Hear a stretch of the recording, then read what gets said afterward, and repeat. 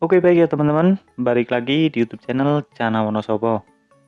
Apa kabar teman-teman semua? Semoga teman-teman semua diberikan kesehatan selalu dan juga dilimpahkan rezekinya ya. Jadi pada video kali ini saya akan membagikan tips supaya mental ikan cana maru kita itu jadi galak, mentalnya barbar dan yang pasti itu agresif ya. Nah, pokoknya buat teman-teman semua tonton video ini sampai habis dan jangan di skip-skip ya.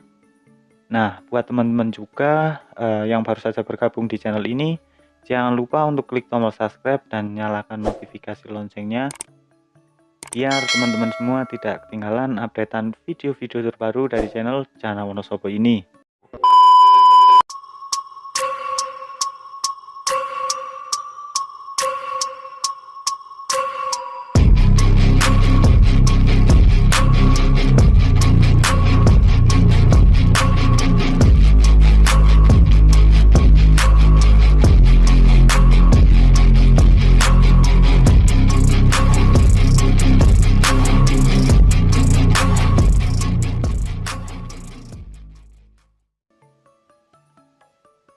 Baik ya teman-teman, di sini kita akan membahas mengenai pelatihan mental untuk ikan cana maru. Nah, seperti yang ada di depan kita ini ya.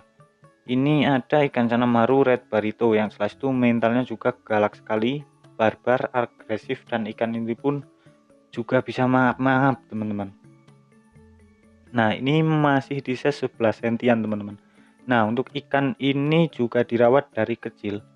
Dari size 4 sentian, ini dari Om Biokan ya. Sebelumnya itu ikan ada 3 ikan ya di konten saya sebelumnya. Nah, salah satunya si ikan ini teman-teman. Nah, ini nggak tahu locality mana, tapi ini untuk labelnya itu red barito teman-teman. Ini barnya selain barnya simetris, dan ini sepertinya kedepannya juga ada bakat-bakatnya teman-teman. Ini barnya tebal sekali ya. Nah, langsung saja kita akan kembali lagi ke topik pembahasannya. Bagaimana sih cara melatih mental untuk ikan cana maru? Jadi ada 3 tips ataupun 3 cara mungkin kalau dari saya pribadi buat melatih mental ikan cana maru itu supaya bisa bagus, galak, dan agresif gitu ya teman-teman. Jadi yang pertama itu ada dari kondisi air teman-teman, kondisi air ataupun kesiapan tanknya ya. Nah, kondisi air itu harus seperti apa? Nah, kondisi airnya itu di tank ikan cana kita itu harus selalu bersih teman-teman. Jadi supaya kadar amoniak di dalam tank ini tidak terlalu banyak. Nah, ada juga salah satu cara mengurangi kadar amoniak yang ada dalam akuarium kita ini dengan cara bisa menggunakan pasir malang ya. Karena pasir malang itu bisa menyerap amoniak itu ke dalam pasir ya. Jadi bisa amoniak yang di atas itu bisa turun ke pasir malang tersebut. Nah, dan juga untuk kesiapan tanknya seperti yang ada di depan kita ini, untuk ikan cana maru di size 11-12 sentian ini menggunakan tank 30-25-25 teman-teman, dengan ketinggian air sekitar 20 sentian ya. Dan ini menggunakan air ketapang, tapi ketapangnya itu menggunakan daun seperti ini. Jadi hanya daunnya ada dicelupin, dan ini udah lama, biasanya 2 minggu bisa kita tambahkan daun ketapang lagi teman-teman. Nah, seperti penampakannya itu seperti ini. Jadi seperti menggunakan ketapang tipis-tipis ya. Jadi hanya menstabilkan pH air aja biar ikannya itu yang jelas merasa nyaman teman-teman. Dan ini menggunakan background putih karena sebelumnya menggunakan background hitam itu ikannya jadi membelakangi teman-teman. Biasanya itu hanya flaring ke belakang, untuk respon ke depannya itu kurang. Nah, untuk pergantian airnya itu berapa lama sih? Nah, kalau untuk pergantian air itu bisa 2 sampai 3 minggu sekali. Ya pokoknya kita juga bisa melihat kondisi akuarium kita itu seperti apa ya teman-teman. Kalau seperti saya ini karena konsisten ya, pemberian pakannya itu dalam setiap hari, mungkin 2 minggu atau 3 minggu itu biasanya udah saya ganti. Nah, kenapa untuk kondisi air itu harus benar-benar terjaga? Nah, karena itu sangat berpengaruh ya pada mood si ikan teman-teman. Jadi itu juga bisa mengakibatkan ikan kita itu jadi moodnya turun, ikannya juga biasanya bisa jadi mager gitu ya. Karena si ikan udah tidak merasa nyaman pada si ikan tersebut. Nah, maka dari itu kita juga harus perhatikan kondisi si air biar ikannya itu tetap stabil, tetap nyaman berada di akuarium itu, teman-teman.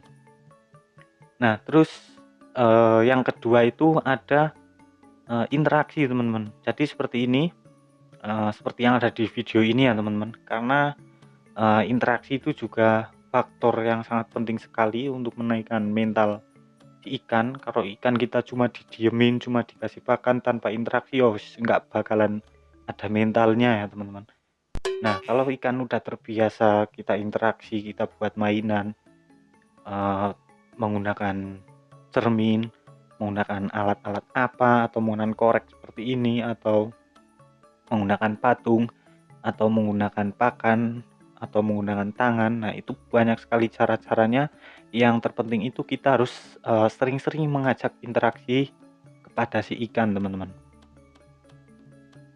Karena kalau ikan ataupun ikan ini ya udah diprogres dari kecil, udah sering kita ajak interaksi, nah yang jelas itu mentalnya akan cepat naik, dan dia dewasa nanti seperti halnya otak kita itu jadi jalan ya teman-teman. Jadi membuat si ikan itu biar lebih galak, dan yang jelas itu tahu bahwasannya kita itu adalah lawannya, teman-teman. Nah, setelah poin kedua itu interaksi, terus yang ketiga itu ada pemberian pakan, teman-teman. Pemberian pakan pada si ikan. Nah, ini yang membuat sedikit berbeda. Jadi untuk pemberian pakan itu yang namanya ikan predator ya, teman-teman. Ini ikan predator sebenarnya untuk masalah pakan itu ada dua jenis ya. Biasanya itu ada yang pakai pakan hidup dan juga ada yang pakai pelet-pelet. Nah, kalau untuk ke mentalnya itu, kalau dari saya mendingan pakai pakan hidup, teman-teman. Pakan hidup, pakan yang bergerak itu juga bisa membuat agresif si ikan itu naik. Nah, kalau kita biasakan pakan menggunakan pakan-pakan mati yang diem, itu mungkin ikannya ya dia mau makan, tapi untuk keagresifannya itu yang jelas kurang ya, teman-teman.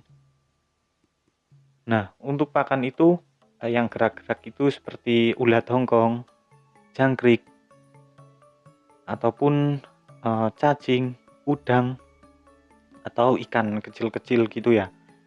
Nah, kalau untuk pakan-pakan seperti maggot, seperti pelet itu, atau udang kering itu juga bisa buat cemilan si ikan ya. Nah, biasanya dari size yang masih kecil ini saya menggunakannya itu ulat hongkong, teman-teman. Nah, ada juga ulat hongkong yang habis ganti kulit itu bagus juga untuk ikan-ikan yang masih baby, ikan yang masih kecil ya. Ataupun dulunya ini ikan masih kecil, semasa 4 sentian juga pakai ulat hongkong. Ulat hongkongnya itu yang habis ganti kulit ya. Jadi itu tuh mudah dicerna. Pokoknya itu bagus sekali ya, atau buat pertumbuhan yang masih baby, teman-teman. Karena pakan tersebut mudah dicerna oleh ikan tersebut, teman-teman. Nah, kalau untuk peletnya itu, kalau saya lebih suka ke pelet yang mengandung pigmen red. Nah, khususnya juga ini red barito ya, teman-teman. Kalau yang yellow juga bisa menggunakan yang pigmen yellow. Kalau untuk ikan ini bisa menggunakan red frame. Kalau saya itu red frame dari produk yang udah saya reviewkan sebelumnya ya, itu juga bagus. Nah, untuk pemberian pakan pun itu harus kita interaksi teman-teman. Interaksi, kita kuda sana sini, kanan kiri. Nah, kalau kita udah terbiasa melakukan interaksi tersebut, misal kita pengen interaksi membuat ikan kita jadi agresif, kalau ikannya udah terbiasa dengan kita memberikan pakan tersebut dan kita menggerak-gerakkan tangannya gitu, nanti ikannya gampang merespon ya teman-teman, dan ikannya itu insting berburunya juga bakalan ada ya. Nah, mungkin itu ya teman-teman, ada 3 tips buat melatih mental ikan Canamaru seperti yang ada di depan kita ini.